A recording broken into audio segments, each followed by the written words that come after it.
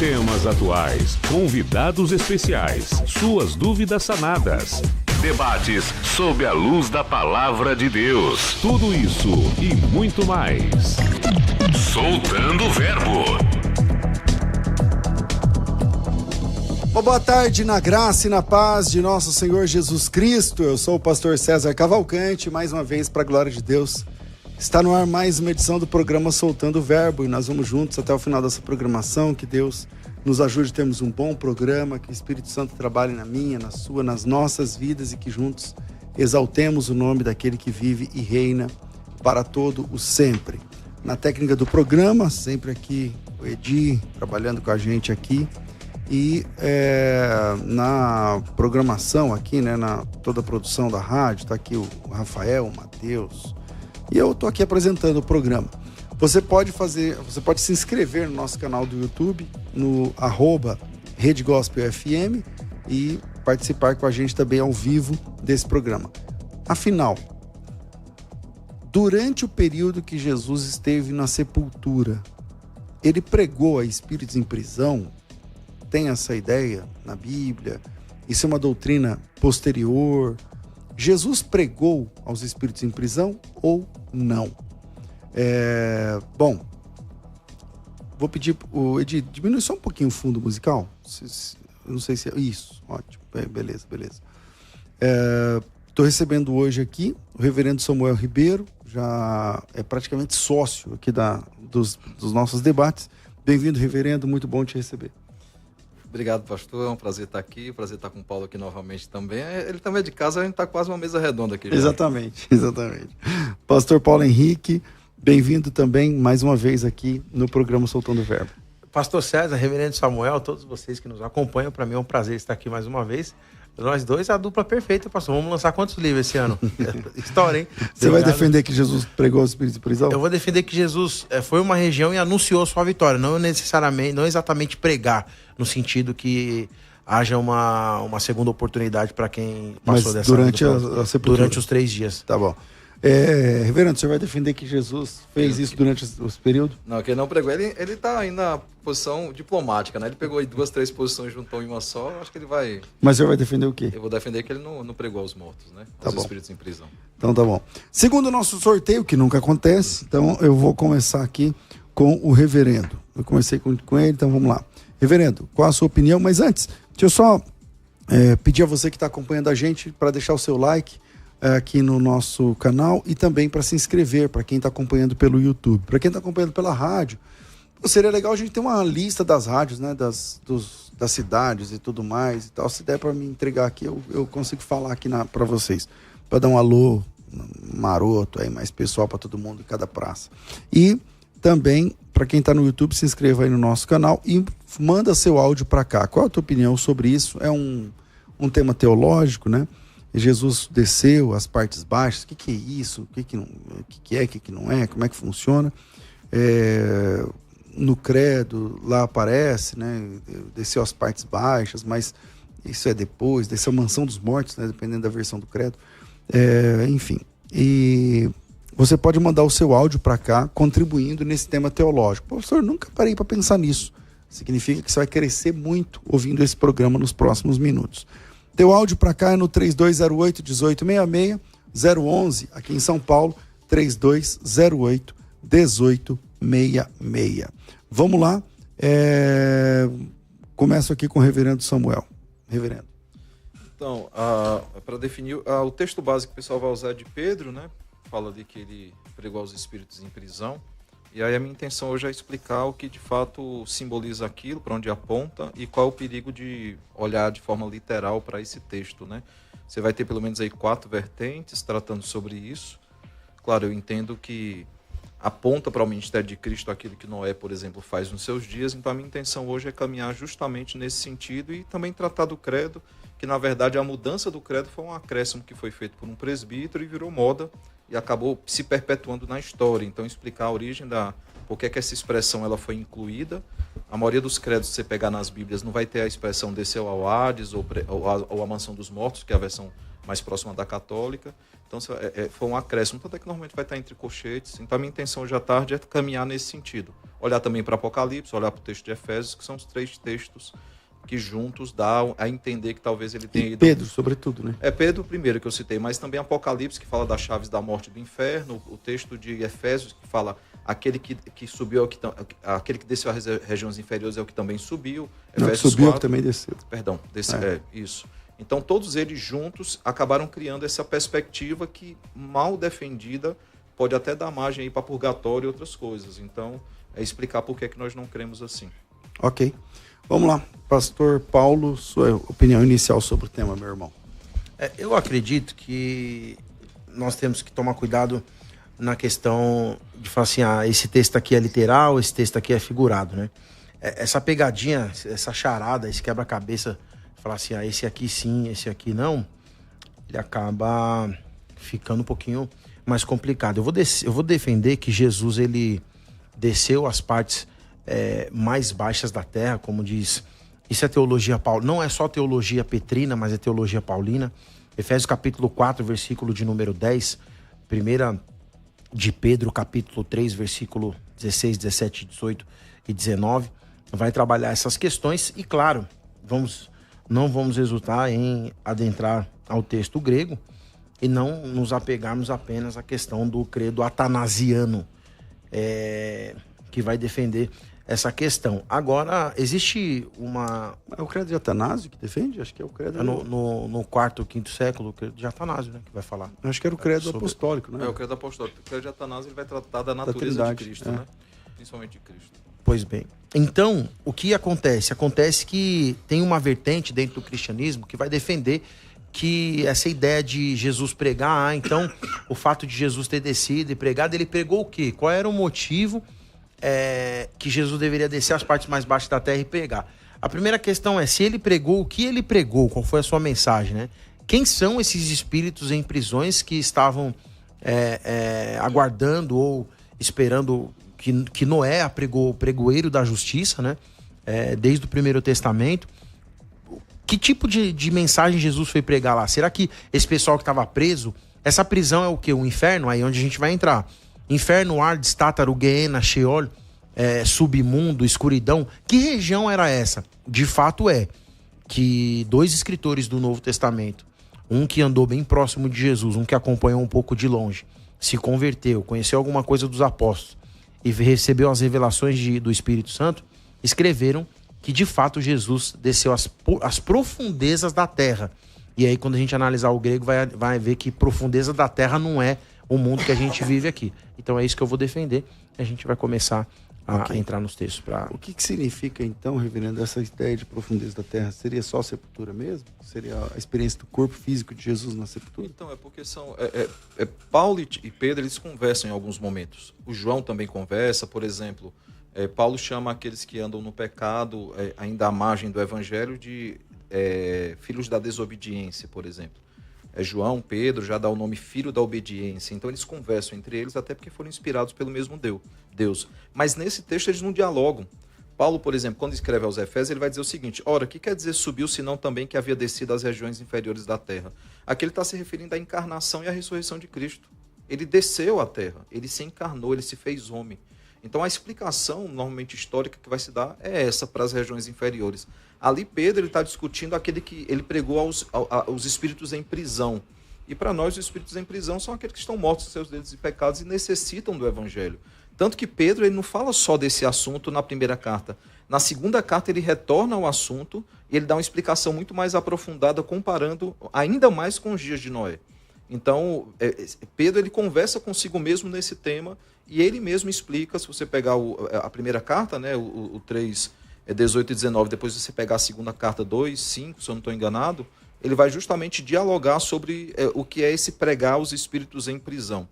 A grande dificuldade que nós temos, antes de falar até mesmo do credo, são as consequências que pode trazer esse tipo de defesa. Eu ainda quero ouvir o que é que o Paulo vai defender especificamente, mas a partir do que ele defender, há consequências para essa defesa. Uma delas, por exemplo, é você entender que há um grupo que ficou no inferno esperando Jesus encarnar para poder ouvir dele o evangelho. Essa é uma das consequências, dependendo da posição que for defendida.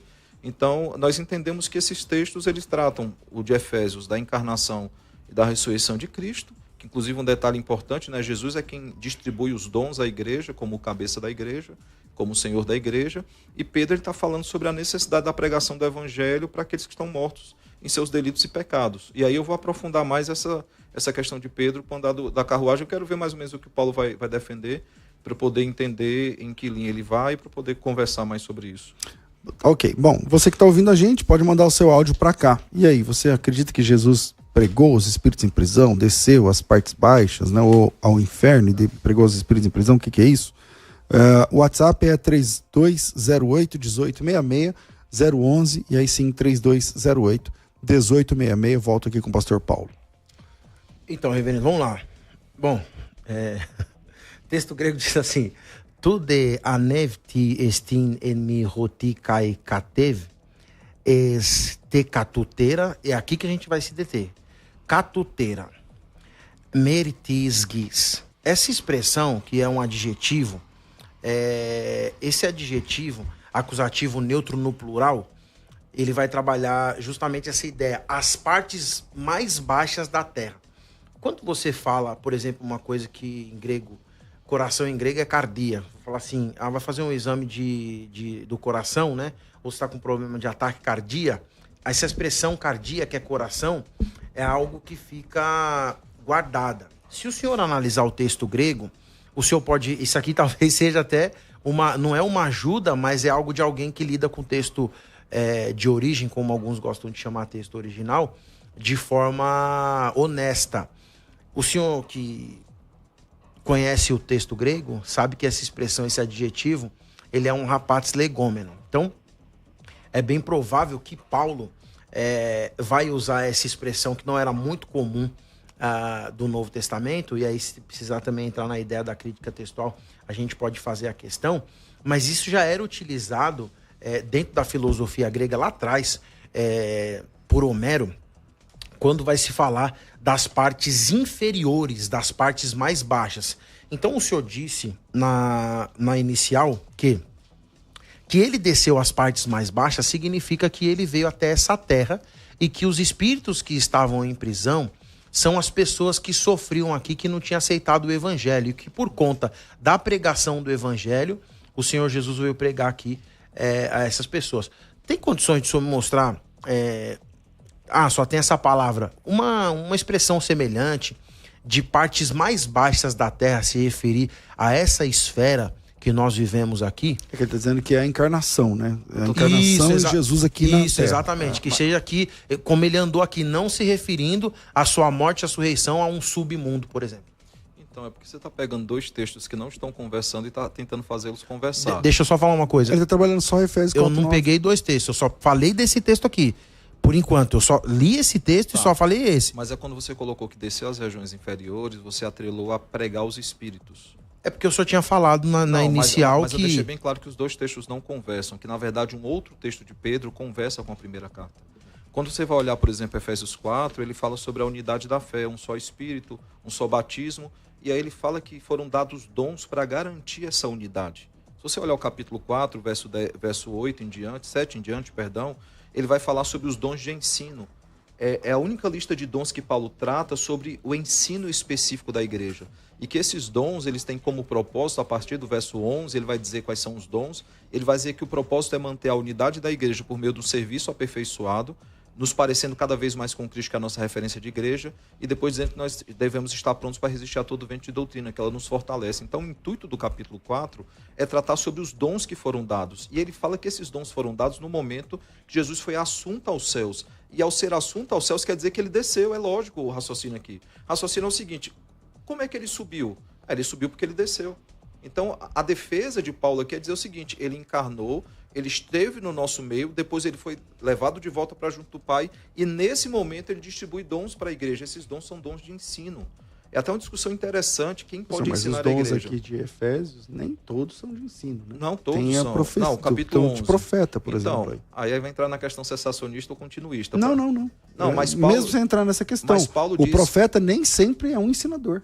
Mas o Paulo, quando ele vai tratar em 1 Coríntios, a gente tem que ver o que é que Paulo pensa sobre profecia. Quando ele vai tratar sobre profecia em 1 Coríntios 14, ele vai dizer que o dom de profecia é admoestar, exortar e consolar.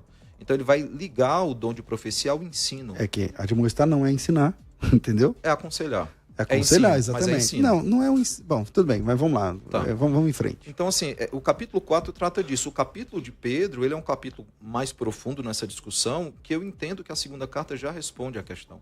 A segunda carta, quando Pedro ele volta ao tema e ele aprofunda lá o discurso dos falsos mestres, porque esse é o pano de fundo lá de Pedro, ele vai explicar o que é essa pregação dos dias de Noé, qual foi a eficácia dela. E é o que eu pretendo aprofundar hoje, é dizer que Jesus ele aponta para o ministério de Noé, porque Noé também pregou o evangelho àqueles que estavam mortos em delitos e pecados. Ok, pastor Paulo. O senhor sabe que só tenho um amigo, né, e um admirador. Mas uma coisa que às vezes me deixa um pouquinho intrigado é que quando a gente vai dialogar acerca, eu queria muito que o senhor entrasse nas questões linguísticas.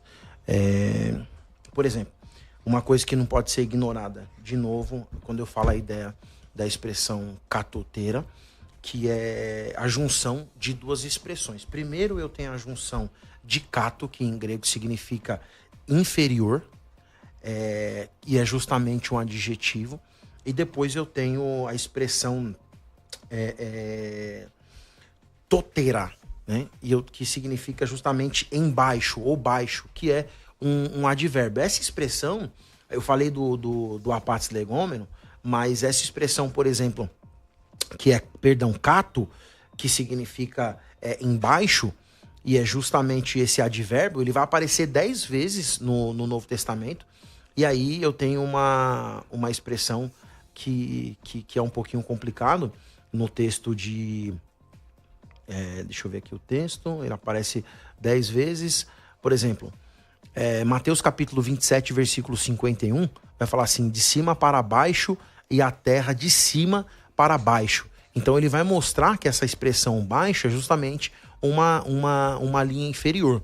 No meu entendimento, quando ele fala que ele subiu e desceu às partes mais baixas da terra, não haveria necessidade de dar ênfase, talvez usar até um superlativo aqui, quando ele fala subiu e desceu, ponto, estava tudo tranquilo, se referia aqui... à terra, né? Isso, exatamente, porque ele vai falar assim, deu dons aos homens, como o senhor fala ali, Efésios capítulo 4, versículo 11, e ele mesmo deu uns para apóstolos, outros para profetas, ali tudo bem, está relacionado com a igreja, e vai falar dos profetas também, dos apóstolos, top. Só que nem toda a perícope, nem todo o contexto está relacionado só a falar de questões de dons. Por quê? Porque Paulo vai enaltecer o ministério de Cristo.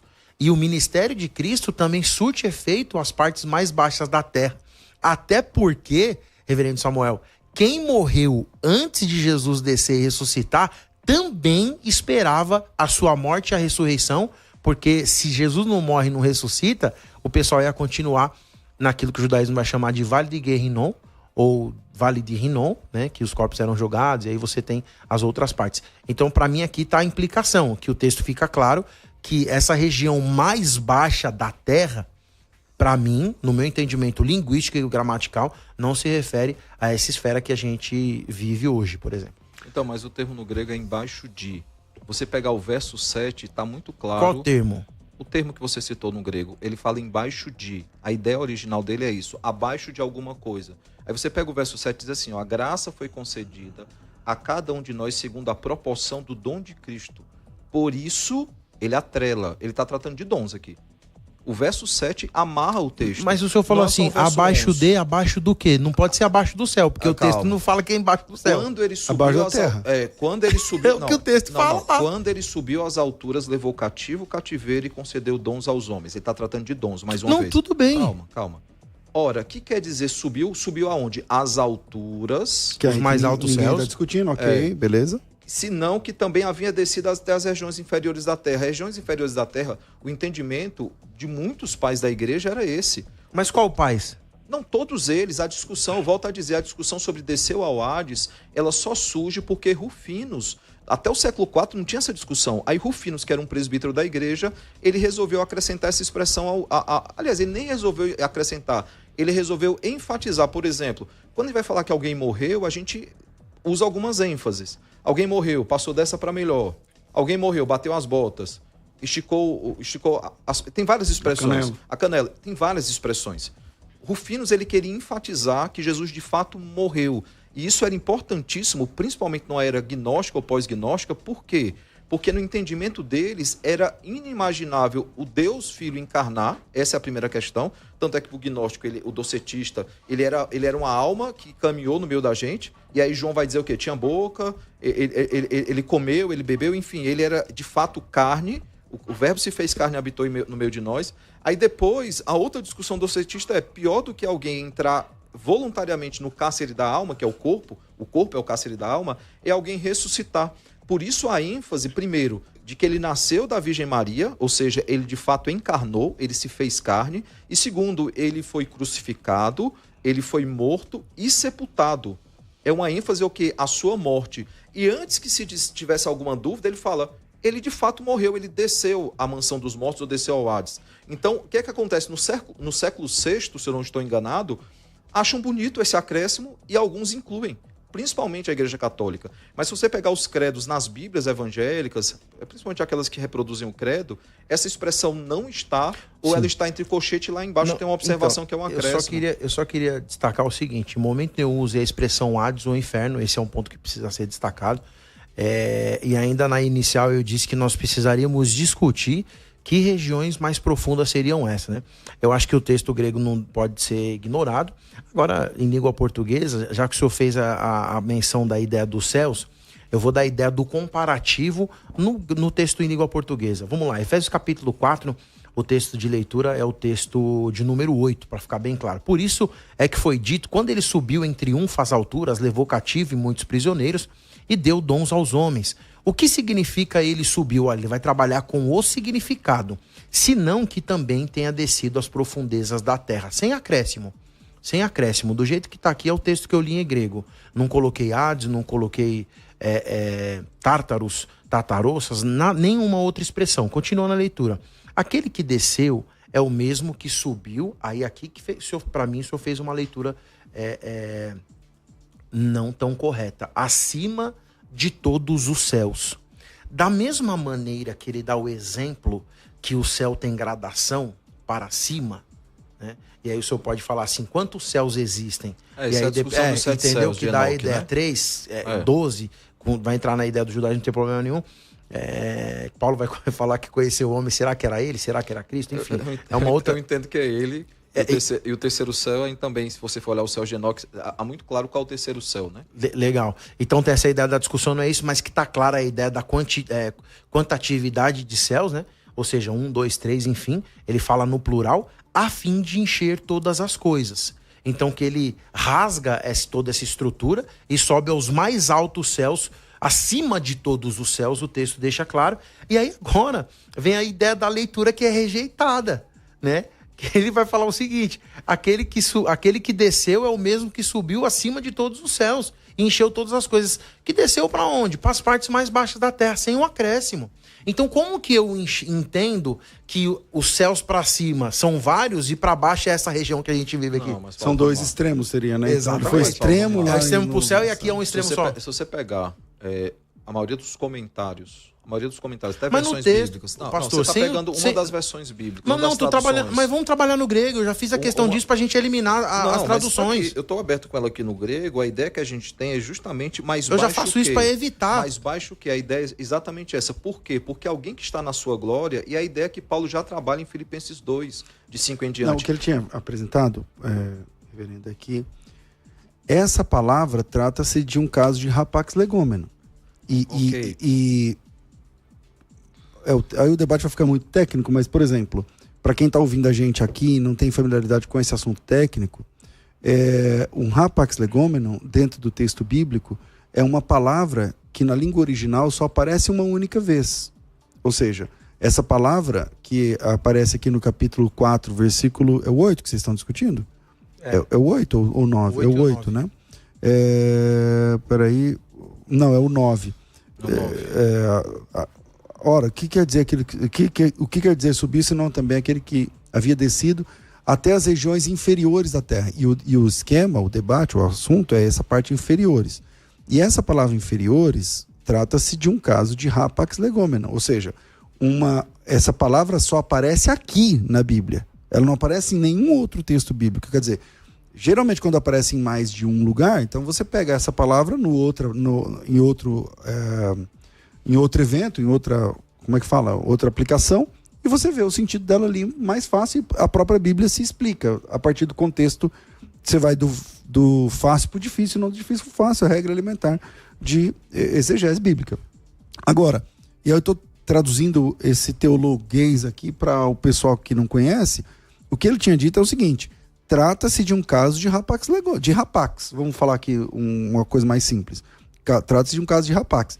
A pergunta que eu entendi que ele fez é o seguinte: já que é um caso de rapax legom, de rapax aqui, por que ele não usaria uma palavra que ele mesmo, o autor Paulo, já usou em outros momentos, mas ele trata um caso para falar regiões inferiores como sendo um superlativo, como sendo uma profundidade maior ou coisa que o valha, sendo que não era isso que ele queria expressar? É porque Paulo está citando os Salmos, né? Só para lembrar isso. O Salmo ele está citando o Salmo 68, verso 18, falando do ministério de Cristo. Então, no Salmo 68, verso 18, ele vai dizer: subiste às alturas, levaste cativo o cativeiro, recebeste homens por dádivas, até mesmo rebeldes, para que o Senhor Deus habite no meio deles. Veja, até o Salmo que ele cita trata de dons. Ele não está discutindo a questão propriamente do descer às profundezas. O propósito dele é dizer que aconteceu um evento histórico e esse evento fez com que Cristo concedesse dons. E aí, qual é o evento histórico que, pelo menos a posição reformada, e pais da igreja também caminham nesse sentido, é que o desceu refere-se à sua humilhação e o subiu refere-se à sua exaltação.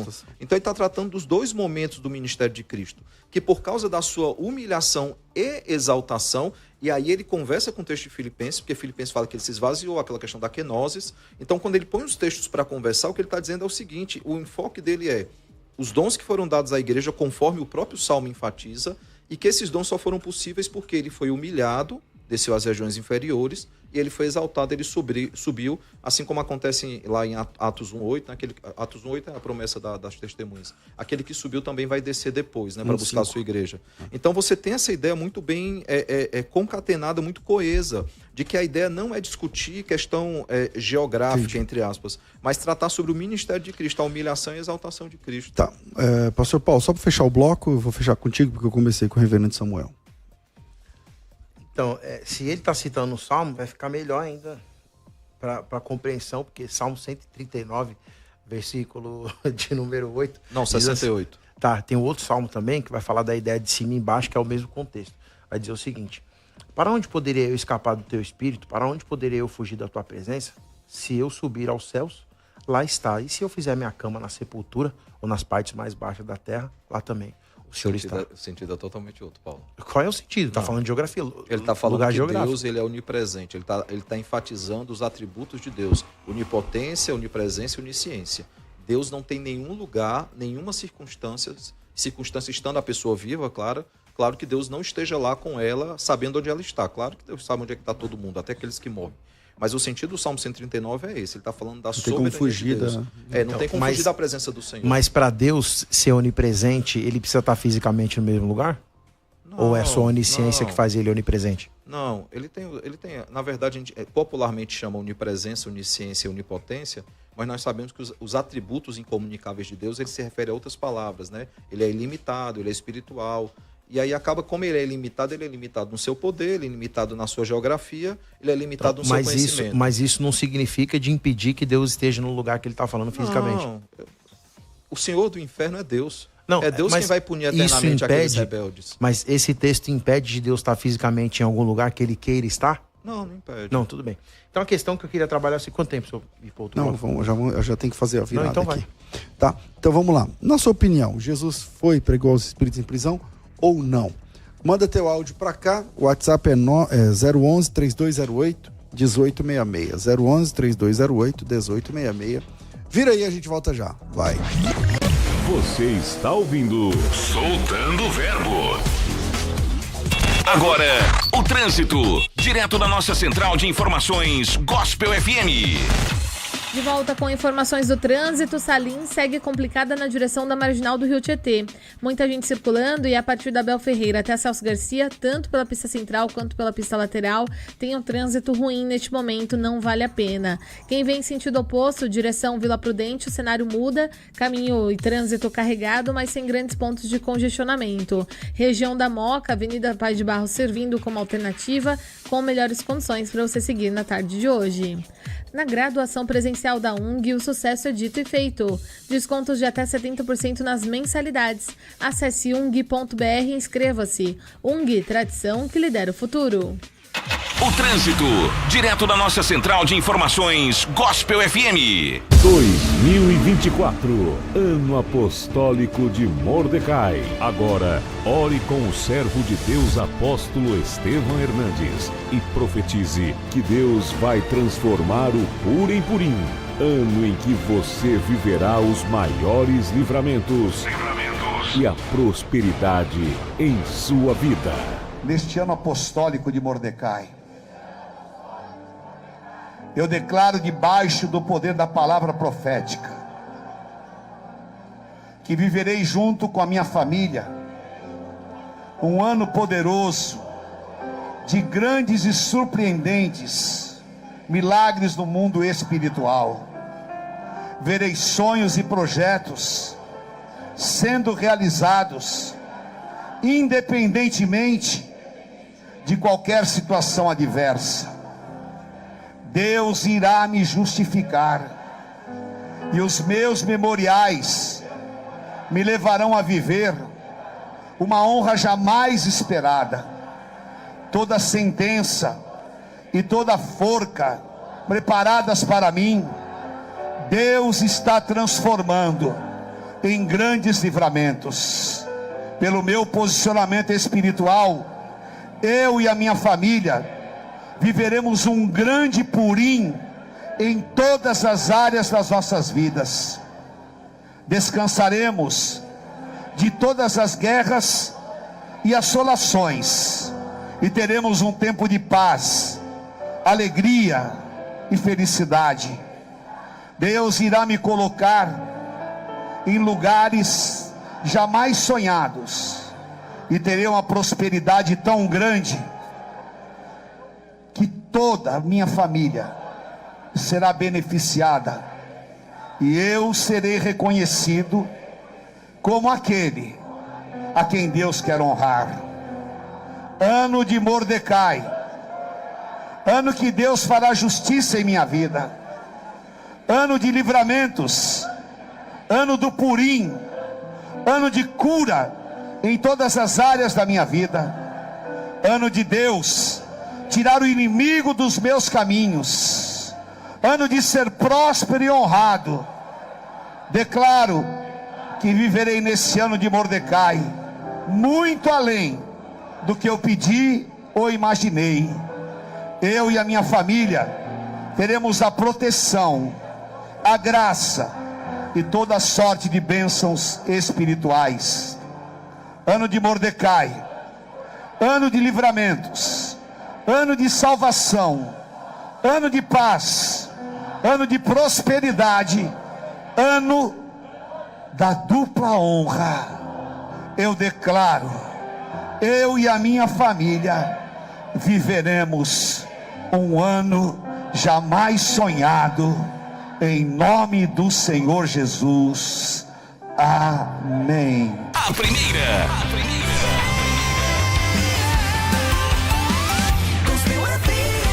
A primeira Rádio Gospel do Brasil. 90.1 MHz. CYM 702. Gospel FM. O primeiro café da manhã Pro Marcha para Jesus já tem data marcada. É dia 7 de fevereiro, quarta-feira, a partir das 8h30 da manhã, na Igreja Bíblica da Paz. Preparamos prêmios impressionantes para esse café que marca o lançamento da Marcha para Jesus 2024. Quem se inscrever no site marchaparajesus.com.br ou apontar a câmera para o QR Code que aparece na tela, vai concorrer a um ingresso VIP para o trio elétrico e frente do palco. A Hebron Turismo vai sortear uma viagem para a Turquia e Grécia, os caminhos de Paulo. E não para por aí. Você que se cadastrar, além do cupom de sorteio que será retirado no café, ainda tem direito a um cupom a mais se levar um acompanhante. Então corre, se cadastra. Líderes, pastores, bispos e apóstolos. É dia 7 de fevereiro, quarta-feira, a partir das 8h30 da manhã, na Igreja Bíblica da Paz, com o apóstolo Estevam Hernandes, presidente internacional da Marcha para Jesus. Pastor Edson Rebustini, presidente do Conselho de Pastores do Estado de São Paulo. Primeiro Café Pro Marcha para Jesus 2024. Todo o corpo de Cristo em comunhão para a maior Marcha para Jesus de todos os tempos.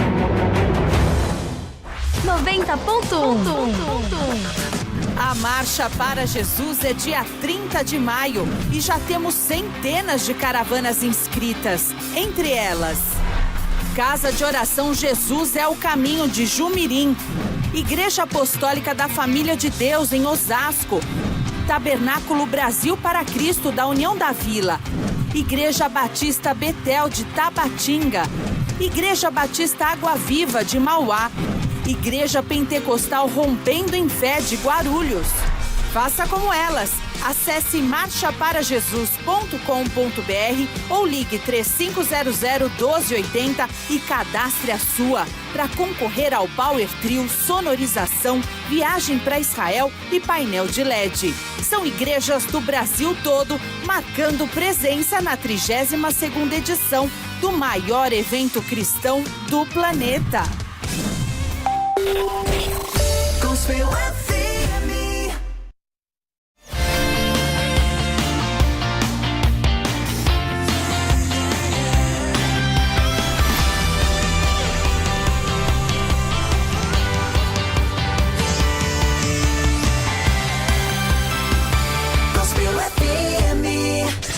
Voltamos a apresentar Soltando o Verbo. Estamos de volta com o programa Soltando o Verbo. Agora quem está pilotando toda a nossa nave aqui é o Gerson, Deus abençoe. E agora chegou aqui nas nossas... É isso aí. Agora chegou aqui nas nossas mãos toda a região aqui, coberta pela Gospel FM em Bauru, Belo Horizonte, Brotas, Campinas, Cataguases, Goiânia, Guriantã, Itapetininga, Leopoldina, Poços de Caldas, Rio de Janeiro, São José do Rio Preto e São Paulo e Grande São Paulo através da 90.1, as demais praças, cada um no seu quadrado, cada um no seu dial e assim vai. Essa é uma explicação de como esse programa está crescendo assustadoramente aqui dentro da Gospel FM, mas é graças à própria Gospel FM, né? Essa distribuição gigantesca aí. Então, voltamos aqui. Jesus pregou os espíritos em prisão, ou não, e tem áudios. Chegou áudio, chegou. Já está no ponto aí para soltar? Dá para soltar? Então solta o primeiro áudio aí, bora lá. Vai. Soltando o Verbo. Soltando o Verbo. Olá, paz do Senhor, eu sou Daniel de Campos do Jordão. Minha pergunta vai para o pastor Paulo. Pastor, o espírito em prisão não se trata de uma expressão idiomática, já que nós temos outros textos que traz a palavra espírito, se tratando do espírito humano. E como fica então o texto de Lucas capítulo 13, verso 16, que Jesus ele disse que precisava soltar aquela filha de Abraão da prisão? Um abraço. Olá, eu sou o pastor Danilo Fernando, aqui de Pinheiro, Maranhão. A minha opinião sobre o tema é o seguinte: Jesus Cristo desceu ao mundo dos mortos com a lógica de anunciar o evangelho para aqueles que morreram antes da sua manifestação, antes da manifestação dele, de Cristo, do Messias. Então ele teve essa necessidade de descer ao mundo dos mortos e anunciar que ele é o Messias e o que ele fez para salvar todos os pecadores. Então essa é a minha opinião, tá bom? E muito obrigado, Deus abençoe a todos.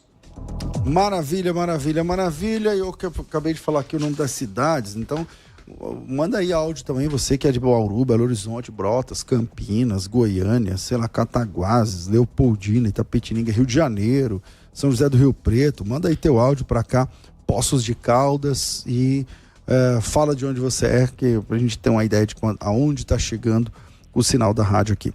Bom, eu volto aqui com o reverendo Samuel Ribeiro. Vamos lá, meu irmão. Então, só comentar principalmente a segunda fala, todos estavam mortos, Jesus foi lá, pregou para eles, aqueles da antiga aliança, né? O grande problema disso é que você tem, por exemplo, por mais que se discuta, é uma parábola, né? A parábola ali, o rico e o Lázaro, por exemplo, até no Monte da Transfiguração, você vê aqueles que morreram na antiga aliança já estão com o Senhor. Então você tem textos que mostram que há pessoas que já estão com o Senhor antes de Jesus morrer.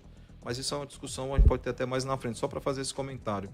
Só corroborando com o que o Paulo colocou, Paulo, só para somar com ele, o credo atanasiano fala sim sobre esse assunto, tá? Você havia citado, ele fala também. Ele fala também. E inclusive, ele não ajuda muito no debate, por causa da questão de expressões em latim, por exemplo. A confusão que se faz é que tem duas expressões em latim muito parecidas. É a descendit ad inferos, que é descer às regiões inferiores, e a descendit ad inferna, que é descer ao inferno ou ao Hades. E aí, daí surge também essa confusão. Alguns entendem que, inclusive, foi daí que começou esse erro, essa discussão, se ele teria descido ao inferno ou não. Mas, volto a dizer, eu entendo que se trata da humilhação e da exaltação de Cristo. Ok, pastor Paulo.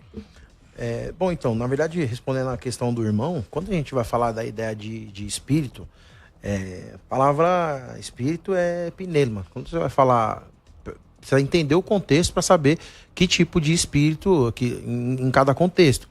O texto que o senhor citou de Lucas capítulo 13, versículo 16, é uma questão, a menina está ali fisicamente, o espírito que habita no corpo dela, não é? Corpo, alma e espírito, soma psiquicon, estava preso. Então o contexto ali é um contexto.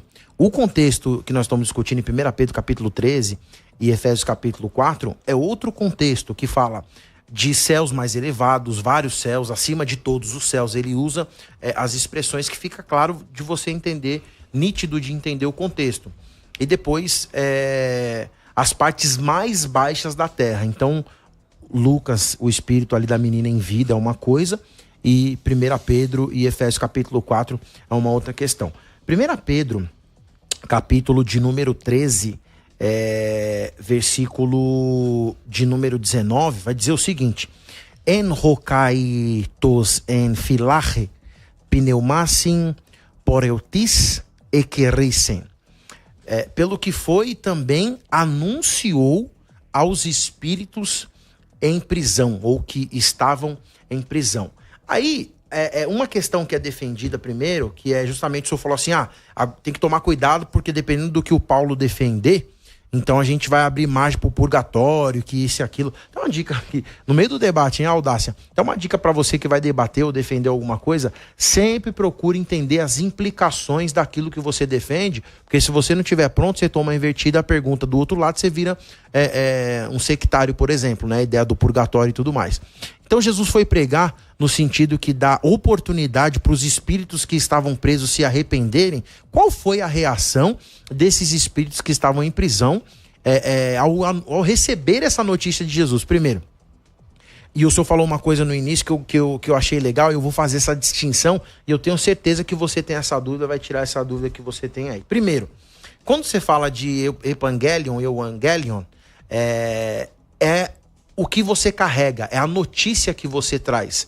Ekerissen é o ato de anunciar a boa notícia. Então, eu estou pregando, isso é um ato, o conteúdo que eu prego é o evangelho. Então, qual é o Evangelion, ou o Evangeliston, ou Evangelion? Qual é a boa notícia que Jesus levou para esses espíritos que estavam em prisão? Desde o período que aguardavam a justiça, desde o período de Noé. Primeiro, Jesus foi anunciar a sua vitória. Por quê? Quando nós vamos analisar, e agora eu faço essa extensão, 1 Pedro capítulo de número 1, versículo de número 11, é até importante esse texto, e agora eu vou fazer a construção do porquê que eu entendo que essa questão que nós estamos defendendo aqui é importante, e não só porque nós falamos que Jesus desceu, mas tem um propósito. Então, 1 Pedro capítulo de número 1, versículo de número 11, vai dizer assim, ó, deixa eu ver aqui, beleza. Procurando saber o tempo e as circunstâncias para as quais apontava o Espírito de Cristo, que neles estava, quando lhes predisse os sofrimentos de Cristo e as glórias que se seguiram àqueles sofrimentos. A eles foi revelado que estavam ministrando não para si próprio, mas para vocês, quando falam das coisas que agora lhes foram anunciadas por meio daqueles que pregam o Evangelho pelo Espírito Santo enviado do céu, coisas que até os anjos anseiam, anelam observar. Alguns especialistas do Novo Testamento, como por exemplo Adam Clarke, eles vão dizer o seguinte, que Jesus sendo eterno e também agindo no Primeiro Testamento de igual modo com o Pai e com o Espírito Santo, nós temos alguns casos e algumas declarações de Jesus no Segundo Testamento ou no Novo Testamento, quando ele fala assim, no caso ali que ele assusta os fariseus, ele fala assim, ó, antes de Abraão eu sou. Tem um texto que fala assim que Isaías se alegrou ou estava ansioso em ver a glória dele. Então nós temos várias referências que mostram a divindade, a eternidade e a sempre existência de Jesus, inclusive no Primeiro Testamento. Adam Clarke, em sua obra, ele vai se referir dizendo o seguinte, que era necessário que Jesus descesse às partes mais baixas da terra, e cita então o escritor do Novo Testamento, Noé, como sendo um tzadik, ou seja, um pregoeiro da justiça, um justo, para que a ordem de Jesus a Noé a construir a arca e sendo observado por outras pessoas, caçoando da justiça, porque ele obedeceu a palavra de Deus, não fosse em vão. Então eu já discordo de uma linha que defende que esses espíritos que estavam em prisões eram anjos caídos, e digo que são as pessoas rebeldes que não acreditaram na palavra de Deus quando levanta os seus santos profetas, e nesse caso aqui Noé, e aí eu cito esse texto de Pedro que está dentro do contexto da epístola ou da carta, quando ele vai falar que aqueles citando os santos profetas que foram levantados por Deus para pregoar a vinda do nosso Senhor e Salvador Jesus Cristo. E aqui existe então uma necessidade de Jesus descer e não justificar Noé, mas dizer o que ele apregoou, o que eles apregoaram era referente à minha pessoa. E encerrando, sei que o senhor precisa falar, a gente tem um reflexo muito bem disso ali em Lucas, quando ele fala assim, ele tem Moisés e os profetas que ouçam. Também faz referência ao anúncio de Jesus. Ok, reverendo. Então, mas você fecha justamente com onde eu pretendo começar. Quando você cita, por exemplo, que o rico ele quer voltar para avisar os amigos, né, do que acontece após a morte, Jesus fala, não, ele já tem pessoas suficientes para anunciar. Você vê, por exemplo, uma pessoa que foi rebelde ao Senhor, logo ele está no inferno, ele não está no seio de Abraão, mas não é dado uma segunda chance para ele. Eu não estou dizendo que é necessariamente o que você está defendendo, mas eu posso... Não, nem de perto, só estou dizendo que existe uma parte inferior e esse texto deixa bem claro. Então, mas se eu chegar e que existe um diálogo lá. E se eu disser que há um grupo rebelde, vai começar algumas questões a serem levantadas. Delimitar esse grupo rebelde, de que época ele é? Até que momento ele é? Um grupo rebelde. Não estou falando daqueles que morreram na antiga aliança e já morreram no Senhor. Né? Não estou entrando nem nesse grupo. Esse grupo rebelde, de quando começa e quando termina? Onde é que está esse grupo? Por exemplo... Caim poderia estar dentro desse grupo? Não, mas espera aí, mas o texto fala onde começa e onde termina. Não, eu estou falando que ele fala de um grupo rebelde. Se eu tratar que é só o grupo rebelde dos dias de Noé, porque Pedro volta ao assunto de Noé na segunda carta, no capítulo 2, verso 5, quando fala que ele é, e você citou no comentário do Clarke justamente isso, ele é o pregador da justiça, o anunciador da justiça. Eu teria um problema, e por que só esse grupo tem essa condição especial? O grupo mais obstinado que fez com que Deus trouxesse o dilúvio contra a terra, esse grupo específico, eles têm uma segunda chance, que outros grupos que não foram nem de perto rebeldes não têm. E por que esse grupo lá no dilúvio tem uma segunda chance? Mas é que segunda chance está sendo por sua parte, né? Ele não defendeu que lá teve arrependimento. Não, mas ele fala que eu já quis justamente eliminar essa possibilidade. O meu discurso foi para eliminar. Mas ainda assim, se eu pego um grupo que é rebelde, ele está obstinado, por que anunciar o evangelho para aqueles que já estão condenados? Mas não é o que vocês calvinistas fazem? Não, o tempo todo? Em vida sim, em morte não. Então, mas isso não importa. Anunciar para quem já está condenado. Não, é que para você ele já está morto, inclusive, nos delitos e pecados. Mas ainda está vivo, né? Pessoalmente. Ele não então não adianta nada. Não, mas não é a mesma porque coisa. Como você é supralapsariano, não adianta nada, porque ele não adianta. Eu não sei quem são os eleitos, eu tenho que anunciar o evangelho para todo mundo. Não, o fato do senhor não saber não impede a realidade que existem não eleitos. E esses não eleitos, na sua teologia, não ascendem. Eles não mudam de posição. Então eles estão mortos ou ficaram mortos do mesmo jeito. Eu tenho uma pessoa viva diante de mim. Eu não tenho certeza se ela é eleita ou não. Logo eu vou anunciar o evangelho para todo mundo. Mas o fato do senhor ter certeza muda? Eu já tenho uma pessoa que está morta. Então, mas o fato do senhor ter certeza muda? Não é nem essa a questão. A questão é que são dois grupos distintos. Não tem como comparar quem ainda está vivo com aqueres que desceram a região do silêncio, por exemplo. Então, para o calvinismo, tem. Porque é a mesma coisa. Por exemplo, então uma pessoa que está morta e não é eleito. Vamos partir do pressuposto que tem aqui uma pessoa que não é eleita. Vamos dizer que a gente soubesse. Essa pessoa é não eleita. Essa pessoa tem condição de ascender e se tornar eleita em algum momento? Não tem. Então, pode pregar para ela o tempo todo. Ela está morta, vai continuar morta e é a mesma coisa. São dois grupos distintos que o Salmo 115 diferencia os dois. Daqueles que estão mortos espiritualmente para aqueles que estão mortos fisicamente. Ele faz essa distinção no final lá, no verso 16, 17 e 18, no final ele fala exatamente isso, que aqueles que morreram espiritualmente e aqueles que desceram a região do silêncio, ambos não podem adorar a Deus. Certo. Então há dois grupos distintos, mas não é nem essa questão maior, é só falar assim que é problemática essa questão do grupo. Para mim é mais fácil que sejam anjos que rebelaram-se contra o Senhor em algum momento e vão ouvir o evangelho. Ou até mesmo da antiga aliança. Apesar que eu tenho minha posição que não é exatamente isso. É que lá nem a palavra evangelho, né? Que aparece. Mas assim, a grande questão que eu entendo do texto é simples. Jesus, aliás, a gente sempre faz o exercício contrário, né? Moisés tem um ministério semelhante ao de Jesus, que é anunciar a palavra, o arrependimento, em dias que antecede a morte, por exemplo, em dias que antecede a condenação. Então Pedro, quando ele recorre a Moisés 2 vezes, ele está voltando novamente ao tema para dizer exatamente isso, esse ministério de Jesus para pregar os cativos, e aí eu concordo que há um diálogo entre Paulo e Pedro. Os cativos, aqueles que são espíritos em prisão, são os que estão cativos no pecado. E para aqueles que estão cativos no pecado, o evangelho de Cristo pode libertá-los ou não, dependendo da vontade do Senhor, mas tem poder para libertá-los. Okay. Eu acho que a discussão de Pedro é essa. Ok, pastor Paulo. Então, para mim o texto ficou claro aqui, citando inclusive alguns especialistas, muitos pais da igreja também vão defender que isso se trata da ida, o texto faz referência à ida de Jesus às partes mais baixas da terra, alguns vão chamar de inferno, outros de Hades, que inclusive existe a doutrina de que quando ele desceu, ele levou cativo e cativeiro, ele pega essa região, que era a parte de descanso de quem morreu na bem-aventurança, ou seja, que dos salvos, e leva esse povo para cima, pegando essa parte que seria então o seio de Abraão e elevando. Alguns especialistas que defendem essa mesma linha, né, eu trabalhei a questão gramatical, Paulo, explorei. Deixa eu só concluir. Só fazer uma pergunta para não ficar com essa dúvida. A gente está falando em termos do seio de Abraão ou do Hades? Aonde fica o seio de Abraão? Não, tá, deixa eu melhorar. A gente está falando daqueles que morreram em Cristo ou dos que não morreram em Cristo?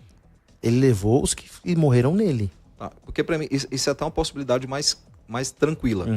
Eu só estou dando a ideia que existe a doutrina, essa doutrina, olha o que eu falei, que inclusive existe a doutrina que se fala que quando ele desceu, levou, é que o texto diz, levou o cativo e cativeiro. Então ele pega esse pessoal que morreu nele e leva para cima. Existe essa doutrina. Estou dizendo que sou eu que defendo, existe essa doutrina. Então, por exemplo, Albert Barnes vai dizer justamente essa questão. Ele vai defender que Jesus desceu às partes mais baixas da terra e que essa descida era justamente para pregoar essa justiça desses espíritos que desdenharam, inclusive, dos santos profetas. Só que até é interessante, uma coisa que o senhor falou, periódica, né? Mas tem uma implicação muito grande se esses espíritos estiverem falando dos injustos só no período de Noé. É que quando... E o senhor é aliancista. Então vai pegar essa ideia da... Período de Noé... Quem foi o primeiro tzadik dentro da cultura judaica ou dentro do judaísmo? Então tem uma discussão.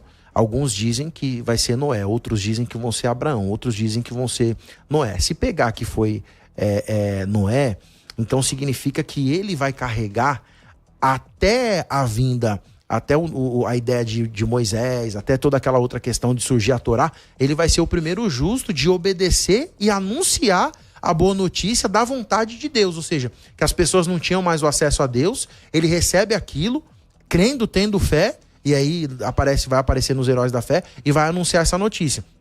Então, por exemplo, Yosef Benson também vai trabalhar essa questão, E.W. Bulling também vai trabalhar justamente essa questão, e cito só mais um teórico, que já foi falado, na verdade, né, o Adam Clark. Então, o que acontece, reverendo Samuel? Acontece o seguinte, eu entendo que realmente havia uma necessidade de Jesus descer e anunciar a sua vitória.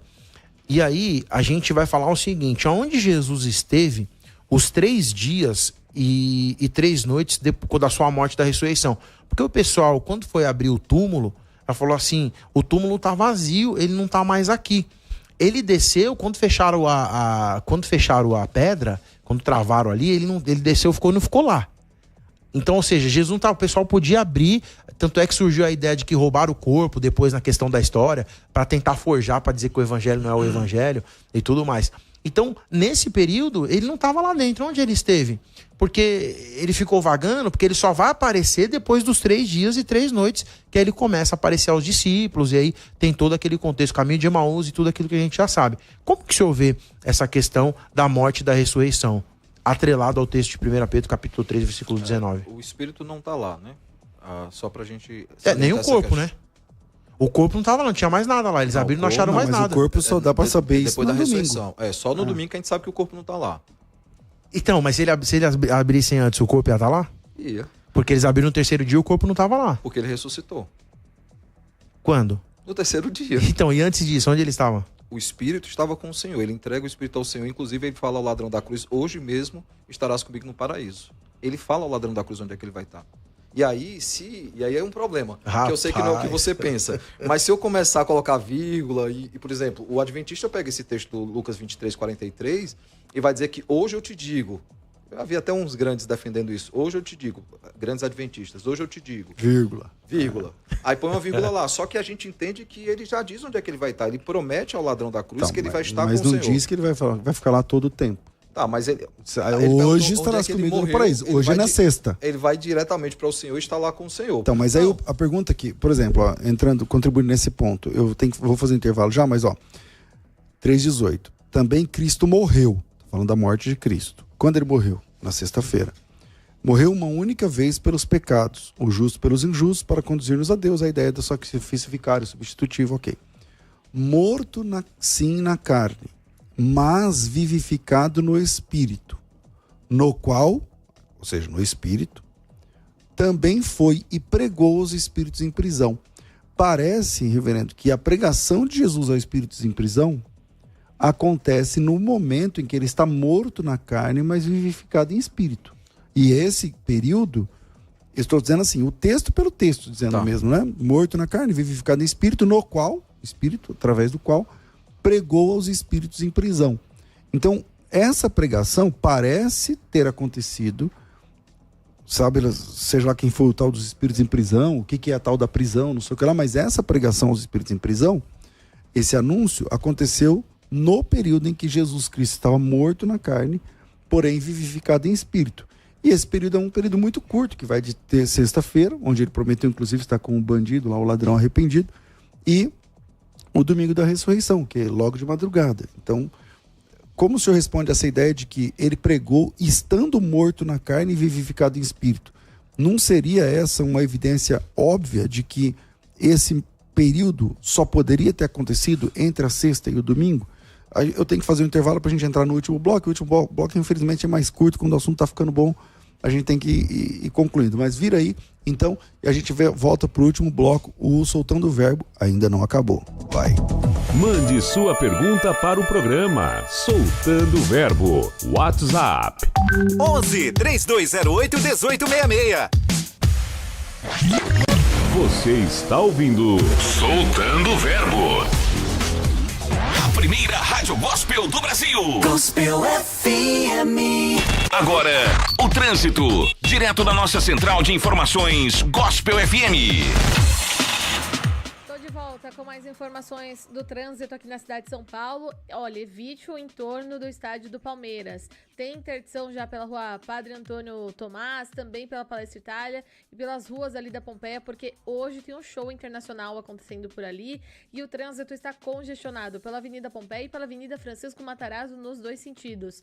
Parou também o caminho agora da Avenida Antártica. Quem vem da Avenida Antártica ali na região da Marginal do Rio Tietê, da Marquês de São Vicente, já encontrando o trânsito ruim. O trajeto alternativo vale a pena você insistir pela própria Marquês, que tem um caminho funcionando um pouco mais tranquilo. Taxista, o Sambódromo não terá estacionamento para carros particulares no Carnaval. Aproveite e faça mais viagens com o SPTax, o aplicativo feito na medida para os taxistas. Lembre-se, SPTax é o seu app. O trânsito, direto da nossa central de informações Gospel FM. A primeira.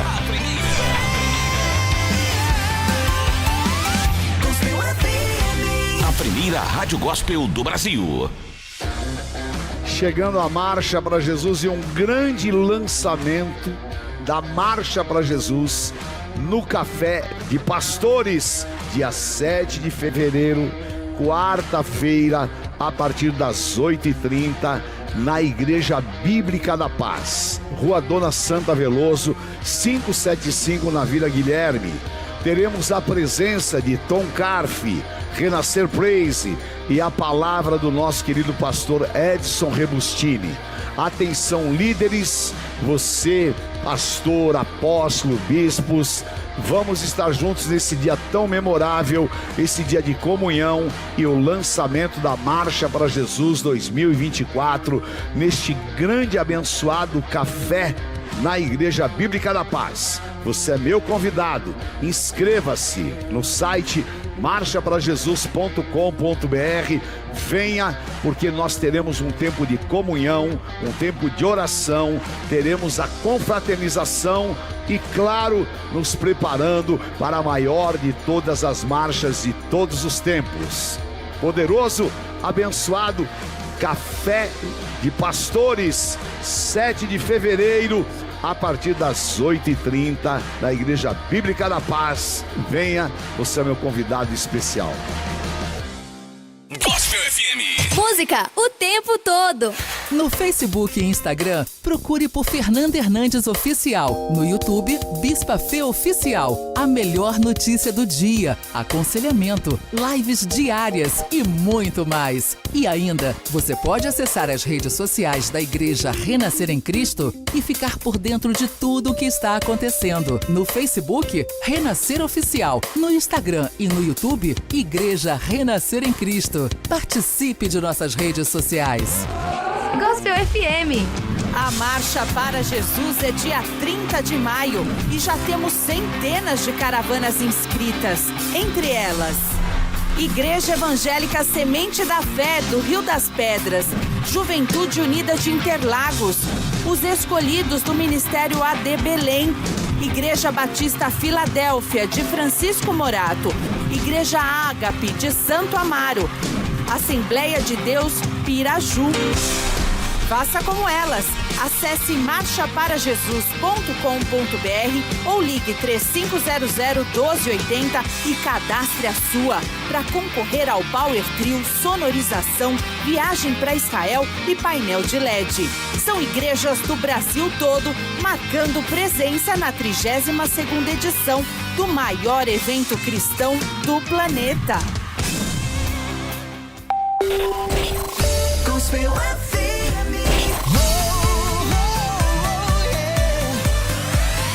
Gospel FM.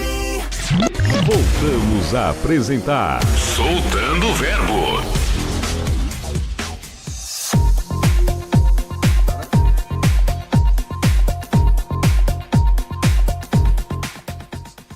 Estamos de volta com o programa Soltando o Verbo e vem com a gente para a gente continuar nesse bate-papo aqui, nesse debate. Eu fechei o programa com o último bloco com o reverendo Samuel, não foi? Então eu volto aqui com o pastor Paulo. O senhor lançou a pergunta e chamou o bloco. É verdade. Eu lancei a pergunta lá em Pedro 3,19. Ele pregou os espíritos em prisão, estando morto na carne e vivificado em espírito. Não é claro que isso acontece apenas no período ali de que ele estava morto na carne, mas vivificado em espírito. Então, a gente até conversou no off aqui rapidinho. Eu entendo que a morte dele, a sua vitória na cruz, é o anúncio desse evangelho. Você vai ter, por exemplo, pessoas que se convertem pós-morte de Cristo, exatamente após a morte de Cristo, por causa da tudo que acontece na crucificação.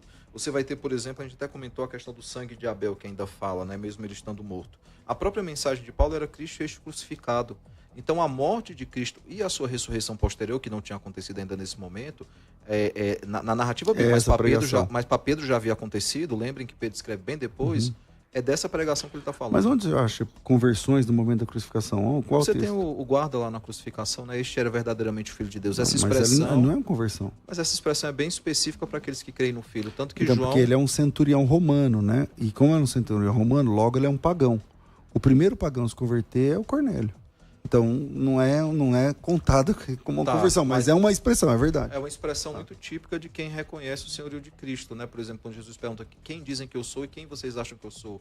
O próprio João que diz que propositalmente registrou poucos milagres, né? O livro que tem mais milagres, para que de fato reconhecesse que aquele era o Filho de Deus. Então, alguns entendem que talvez ele pudesse converter, mas eu concordo com o senhor que registrado o primeiro pagão é Cornélio. É Cornélio. Vamos lá, pastor Paulo.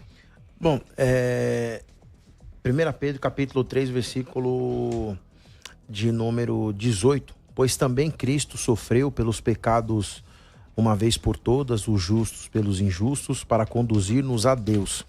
Ele foi morto no corpo, mas vivificado pelo Espírito, no qual também foi e pregou aos espíritos em prisão. Eu acho que a gente não pode descartar. O texto é claro em dizer que Jesus pregou para os espíritos em prisão. E aí, eu já fiz a leitura no texto grego, queria só enfatizar 1 Pedro 3,19, dizendo o seguinte: En hokaitois en filache pneumasin poriotis ekerisen.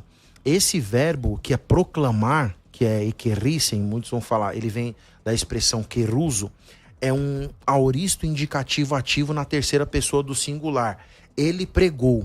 Ou seja, o aoristo no grego dá a ideia da ação concluída. O sujeito praticou a ação, ou seja, ele pregou.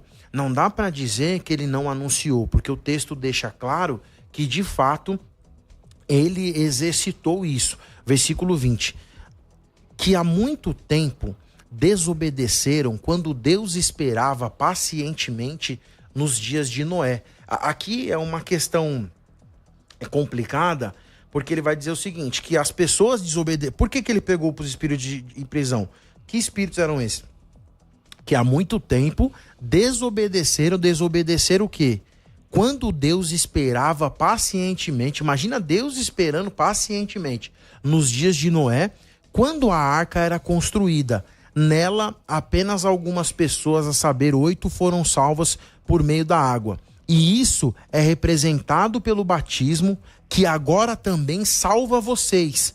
Não a remoção de sujeira do corpo, mas o compromisso de uma boa consciência diante de Deus por meio da ressurreição de Cristo Jesus. Olha a comparação que ele faz. Ele fala assim, que tudo isso vai acontecer por meio da ressurreição. E a ressurreição acontece 3 dias depois da sua morte. E vai dizer que também esse apregoar, ou anunciar a sua vitória, foi em espírito, que é o que a gente estava dando ênfase aqui. E aí eu finalizo dizendo o seguinte, que subiu ao céu e está à destra da majestade, a ele estão sujeitos anjos, autoridades e poderes. Para você que fala que Jesus é um anjo aí, todos os anjos são sujeitos a ele, não só os anjos, mas todos os poderes que existem, se existem, e todas as autoridades estão sujeitas a ele. Pastor Reverendo. Então, a palavra que é usada no grego, se eu não estou enganado, é o mesmo radical, a palavra é muito é a mesma palavra que é usada para, ali em 2 Pedro 2,5, né, com o pregador da justiça. A ideia de quem publica algo, um arauto que anuncia ou proclama alguma coisa. Mas se você olhar o texto todo de Pedro, apesar que as perícopes ou as subdivisões é algo mais editorial do que outra coisa, você vai ver que desde o começo ele está falando sobre justamente a longanimidade segundo o exemplo de Cristo. E aí ele vai tratar sobre como eles deveriam anunciar a Cristo, como eles deveriam anunciar o Evangelho. Ele vai andar nesse sentido e aí ele vai concluir com a questão de que a justificação dos cristãos eles deveriam repercutir em anúncio do Evangelho. E aí ele vai falar sobre Noé, que naqueles dias anunciou o Evangelho, lá na segunda carta, e o próprio Cristo também, que por meio da sua morte, ele não apenas justificou os cristãos, mas ele anuncia o Evangelho por meio da sua morte e da sua ressurreição. É interessante lembrar que os da antiga aliança, eles já entendiam quem era Cristo. O Cristo Messias, não estou falando de Jesus, eles saberem em vista como seria Jesus, mas eles já entendem o ministério messiânico, o ministério de Cristo. Tanto que Moisés ele abre mão da glória de ser o descendente de Faraó, porque ele já cria em Cristo, ele julgava Cristo ser superior. Outros que morreram sem, contudo, ver a promessa se concretizar. Então, aqueles da antiga aliança, eles já morrem em Cristo, e aí, na ressurreição de Cristo, a justificação desses, tratando dessa questão. Outra coisa também, os da geração de Noé, que foi levantado aqui, né? Eu volto a dizer, a minha dificuldade é essa, eles ficarem em uma espécie de plano paralelo, né, esperando a morte de Cristo, ou até mesmo tratar sobre aqueles que morreram sem Cristo, ou que estavam esperando a morte de Cristo. Você tem muita dificuldade quando você começa a abrir mais, de forma lógica, essas questões. Para mim, eu entendo ser mais seguro que por meio da morte de Cristo e da sua posterior ressurreição, o ministério de Cristo, que Noé já faz um tipo de ministério de Cristo, que é o anúncio do reino, essa morte e ressurreição ela é suficiente para justificar os cristãos. Você acha mais seguro? Você falou? Acho. Creio sim. Tá bom. Pastor Paulo. Não, acho que é isso. Para mim ficou claro, não tenho muito o que falar. Citei a questão do texto grego, fiz menção das autoridades que apoiam essa ideia. Fizemos a análise textual, né, levando em consideração de que é plausível, gramaticalmente falando, traz a segurança de que ele realmente tenha pregado, tenha anunciado a sua vitória. Eliminamos totalmente essa ideia do purgatório, de uma segunda chance pós-vida, que não é uma pregação no sentido de dar oportunidade para a pessoa esboçar algum tipo de reação ou não, é só escutar o que foi dito mesmo e não tem oportunidade para você falar, eu posso mudar com isso, não. Ele anuncia sua vitória, não é? E a partir daqui ele sobe, dá dons aos homens e se assenta à destra da majestade. Para mim ficou claro, e defendendo também que esses espíritos, no meu ponto de vista, não são anjos, é o que o texto fala, né? O texto ainda fala que desobedeceram no tempo de Noé, não é? E que Deus o aguardava pacientemente. Eu acho que isso é algo que nos chama bastante atenção. Por que Deus vai aguardar com paciência, né? Imagina Deus aguardando com paciência. Isso tem que ser imaginado, porque para ele, sendo detentor de todas as coisas, todo o poder, conhecendo o fim pelo início ou o início pelo fim, não deve ser muito fácil para ele. Deve ser tudo fácil para ele, a gente fala na nossa posição, né? Aguardar com paciência.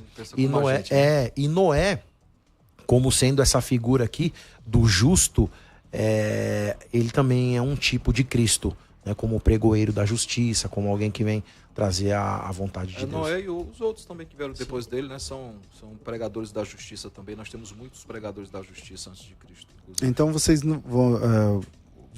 passam pelo texto sem considerar o assunto de que aqueles para quem ele pregou, de alguma forma estão ligados a algum tipo de desobediência que eles cometeram no período de Noé.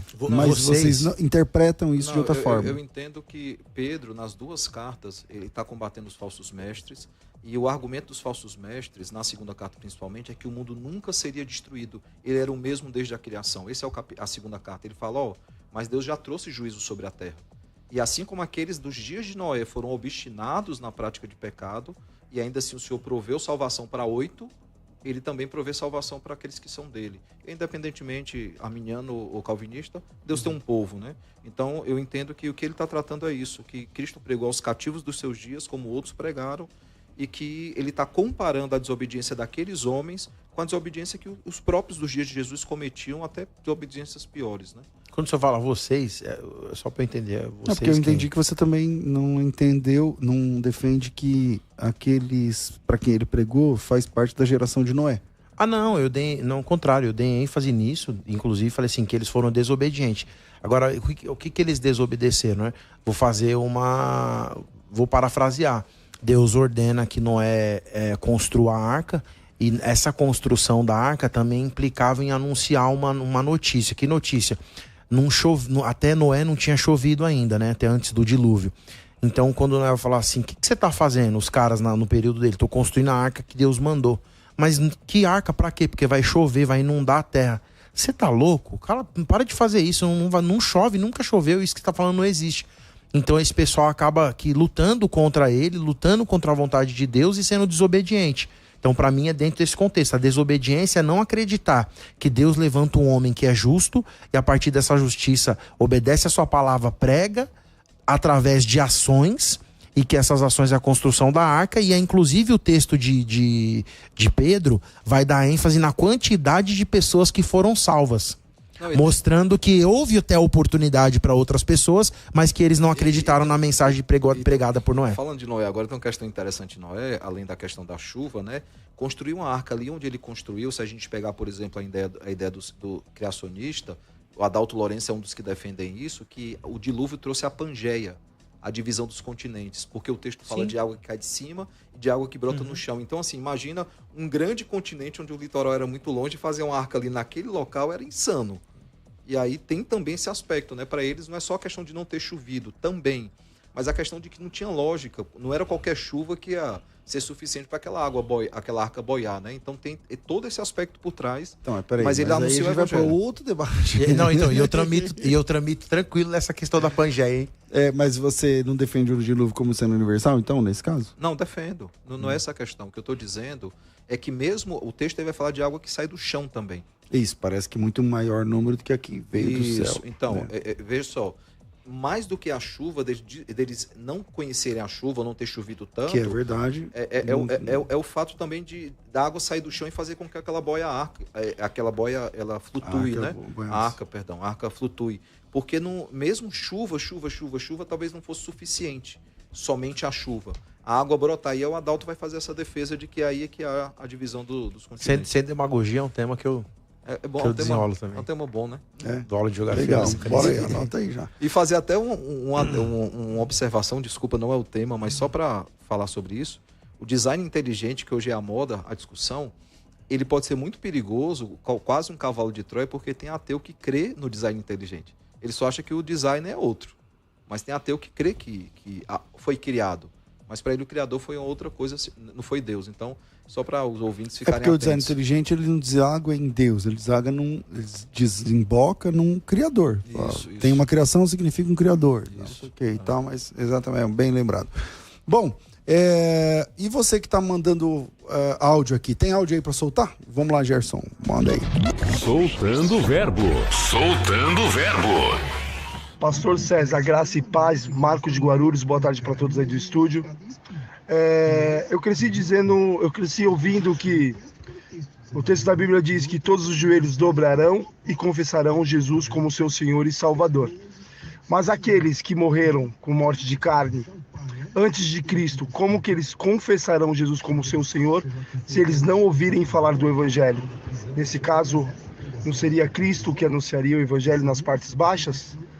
Para que essa profecia se cumprisse no Apocalipse, né, no final dos tempos. Obrigado, pessoal. Um abraço, adoro esse programa. E aí, quem vai? Eu vou nessa. Na verdade, Marcos, Deus abençoe todos os irmãos de Guarulhos aí. Um abraço a todos vocês. Quando o texto fala assim, e todo joelho se dobrará e toda língua confessará que Jesus Cristo é o Senhor para a glória de Deus Pai, essa é uma ação futura, tá? todo joelho se dobrará, o se dobrar está no futuro, toda língua confessará, o confessar está no futuro, que Jesus Cristo é o Senhor, para a glória de Deus Pai. Esse evento é um evento que se trata do período final, né, das últimas coisas, quando todas as pessoas terão que comparecer diante do trono branco, eles vão ter que se prostrar diante de Jesus, é um evento futuro. O texto que nós estamos fazendo menção é uma questão passada, então parece que o Senhor tenta fazer uma conexão entre se dobrar e Jesus anunciar com essa questão do período de Noé, mas são dois processos totalmente diferentes. 1 Pedro 3,19 está falando da sua morte, da sua ressurreição, e que nesse período ele desce e anuncia a sua vitória, não pregar no sentido de arrependimento para quem ouve, mas de anunciar a sua vitória especificadamente para as pessoas que eram do período de Noé, que é o que nós estamos discutindo aqui.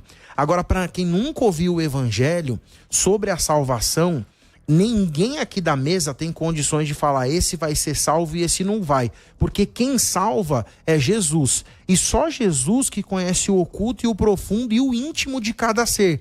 Então a gente pode falar por algumas ações que esse é salvo e o outro falar por outras ações que não é salvo, mas diante da presença dele, é ele que é o agente salvador, então só ele pode falar, você passa e você fica retido. Não, é exatamente isso, é fazer essa diferenciação. Inclusive o próprio Marcos, né, de Guarulhos, ele cita Apocalipse, né, o evento de Apocalipse, que é um evento posterior. A gente está tratando aqui do que aconteceu nos 3 dias Exatamente. Que Jesus esteve morto, né, em carne. O que é que aconteceu, onde ele esteve esses 3 dias, né? O que é que ele fez? Então, a gente caminhando aqui para o fim, o senhor entende que durante os 3 dias o que Jesus fez foi levar o rapaz ao paraíso, mas... porque foi o que ele diz na cruz. Eu entendo que ele está diante do Senhor, eu entendo que o que o texto de Pedro está querendo dizer, e depois ele volta de lá para ressurreto e depois volta de novo para o Pai. O que eu entendo é que a discussão de Pedro lá é uma falta de esperança para o pessoal, porque os falsos mestres estão dizendo que a terra não vai ser consumada, que não vai existir novos céus e nova terra, e que há no meio deles uma obstinada desobediência desse povo que é rebelde ao Senhor. E o que Pedro está dizendo é que da mesma forma que o evangelho foi pregado por Noé, da mesma forma que o evangelho foi pregado daqueles que vieram depois, Cristo pregou aos cativos dos seus dias, ele pregou nos dias de Pedro, ele prega até hoje por meio da sua palavra, por meio do seu Espírito. Então, a sua morte é também anúncio. E como ele poderia ter pregado aquele pessoal da época de Noé? Eu entendo que ele está fazendo ele está usando o próprio exemplo, Noé. Não, ele está usando o próprio Noé, ok, mas ele está usando a geração de Noé para discutir com os falsos mestres, porque os falsos mestres eles tinham várias argumentações. Uma delas é que não havia desobediência, não havia obstinada desobediência e Deus nunca tinha destruído o mundo era o mesmo desde que ele existia. Inclusive Pedro ele cita esse argumento lá no capítulo 3 da segunda carta, né? E aí ele vai tranquilizar os corações, vai dizer que já tiveram outras gerações que se opuseram a Deus, talvez a de Noé é a pior de todas, né, porque englobava ali o mundo inteiro, mas Deus conservou os seus eleitos, né, quando ele salvou ali 8 pessoas numa arca, né, Noé e mais 7 da sua família. Então, na verdade, é uma mensagem de longanimidade, que Deus é paciente com os nossos pecados e que ele retém a sua ira até o determinado momento, que é o que Paulo fala lá em Romanos 3, né? Ok. Pastor Paulo. Para finalizar, considerações finais? Tá perto já. Bom, então é isso. Eu tenho um recadinho aqui, pastor César. Pessoal, no dia 13 de carnaval, que já vem até a caráter, ó. Coitado, eu vou estar falando carnaval. Tá de luta, inclusive. Mandar um abraço pro irmão Adriano, pro pastor Paulo Roberto, a pastora Letícia, pastor presidente Clemente Barbosa. Estarei na rua Vasco, Bracaleone, número 324, pregando aí pro Aviva Jovem. Vai ser um evento profundo, eu aguardo você aí. Não vai pular carnaval, meu irmão, fica ligeiro nos bloquinhos aí, você vai pro culto dos jovens, que Deus tem uma palavra pro seu coração.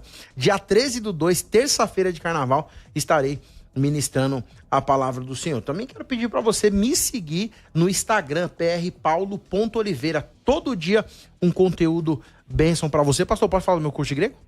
Claro, à vontade. Irmãos, você que tem vontade de aprender o grego, aí também o hebraico, mas agora dando ênfase na questão do grego, olha, é muita coisa. Se você tem vontade de fazer a leitura do texto, assim como eu faço nos debates, aí no Instagram, pegar o texto e ler ele de forma corrente, curso de grego presencial e à distância. Presencial em São Paulo e Guarulhos e à distância qualquer lugar do Brasil, do mundo, aí você tem oportunidade de introdução à língua grega, a origem da língua, a história da língua, o desenvolvimento. São 6 meses de curso, tá bom? Inclui exegese e inclui gramática e a leitura corrente do texto. Você pode me procurar no Instagram, prpaulo.oliveira, que eu tenho mais informações para vocês. Pastor César, quero agradecer a toda a produção, aos meninos aí que são top heavy. Você sabe que você é nosso, né? E o inimigo não pode mexer. Tamo junto aí nesse debate. Obrigado. Rapaz, sempre pra gente estar nesse diálogo aí. Só que é o seguinte, os caras querem arrumar alguma coisa com a gente, mas não vai sair faísca. No Nordeste, essa expressão que você usa é você é meu e o boi no lambo, né? Não, é porque eu quis segurar, porque os irmãos podem entender desse jeito, né? Pastorzão, Deus abençoe o senhor. Obrigado. Âncora aí, quem quiser saber de debate aí, continua abençoando a comunidade genuína e tudo mais, crescendo na fé e companhia limitada. Obrigado, tamo junto. Reverendo, suas considerações finais também. Não, agradecer é sempre uma alegria, né? Eu comento quando o pessoal chama para cá que tem debates teológicos e tem conversas teológicas. Eu entendo que para irmãos em Cristo querido é uma conversa teológica, a gente vai conversar, vai aprofundar. Às vezes o pessoal no bate-papo pega um pouco mais pesado, né? Quer ir pro embate mesmo, mas irmãos, nós somos irmãos em Cristo, nós pensamos na maioria no que é mais importante a mesma coisa, é importante a gente caminhar em paz, não adianta perder tempo com algumas questões, não. Vamos lá, seu Instagram, quem quiser te conhecer, e a igreja, que você tá recente aqui em São Paulo, né? Não faz tanto agora, dia 8. Dia 8 agora de janeiro, fez um ano. Até que o sotaque não tá tão... Não, cara, eu não tenho sotaque. Mesmo sendo de Fortaleza, eu nunca tive aquele sotaque. Eu morei em vários cantos, né? Não tem sotaque, não. Mesmo sendo de Fortaleza, não tem sotaque. Mas não tem como o pessoal que mora lá, né? Os caras gostam que mora lá. @ Samuel B. Ribeiro, Samuel B de Bezerra, né? Samuel B. Ribeiro. Acho que todas as redes sociais. Samuel B. Ribeiro. Samuel B. Ribeiro. Facebook, Twitter, que agora é X e tudo mais. E o Instagram, principalmente, que é o que eu mais uso.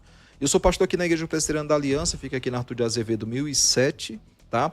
Esses dias de carnaval, rapaz, o demônio, ele gosta de atazanar a gente, né?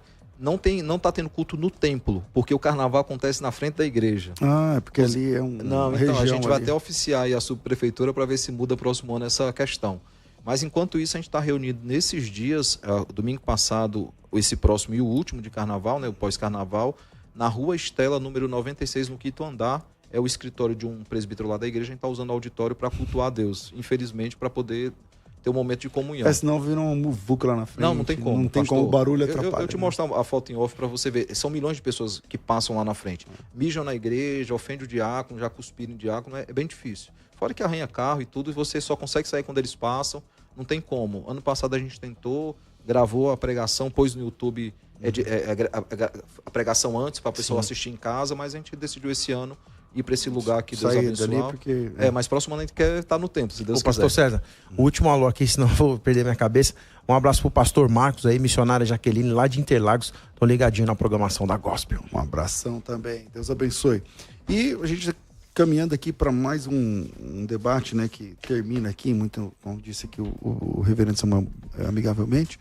Eu quero mandar um abraço especial para as praças que compõem essa rede da Gospel FM, Bauru, Belo Horizonte, Bauru 100.3, Belo Horizonte 107.7, Brotas 104.9, Campinas 96.3, Cataguases 106.9, Goiânia 101.1, Gurinhatã 103.3, Itapetininga 101.5, Leopoldina, Minas Gerais 92.7, Poços de Caldas 101.7, Rio de Janeiro 107.9, São José do Rio Preto 103.9 e aqui em São Paulo 90.1, tá certo? Então, obrigado a todos vocês e divulguem para que esse programa alcance mais, né? Não é fácil achar nas redes e nas rádios programa de conteúdo que te ajuda a pensar, a repensar, a se posicionar, às vezes a se reposicionar dentro de determinado assunto. Então,